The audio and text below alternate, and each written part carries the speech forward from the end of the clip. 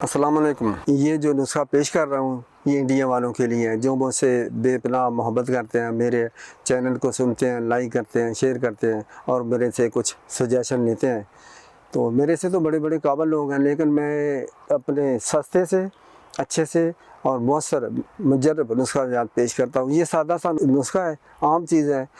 आपने खुशबूदार सेब के 200 ग्राम या 250 ग्राम आप छिलके ले लें, उसमें 100 ग्राम आपने पुदीना डालना है, 100 ग्राम इसमें आपने गुड़, शक्कर, चीनी, मिश्री नहीं मिलानी, ठीक है।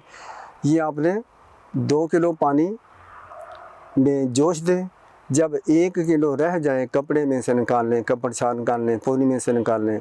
अब ये बेहतरीन कहवा तैयार हो गया है, सेब के छिलके का कहवा तैयार हो गया। इसका ये फ़ायदा है कि ये पेट को छोटा करेगा, सांसों को खुशबूदार करेगा, गूंज भी मारेगी उसमें से बदबू नहीं आएगी।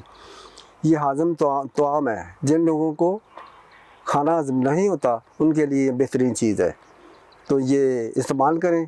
अगर सर्दियां हैं तो इसको ज़रा तेज़ गर्म पिएंगे तो आपकी सर्दी भी दूर हो जाएगी।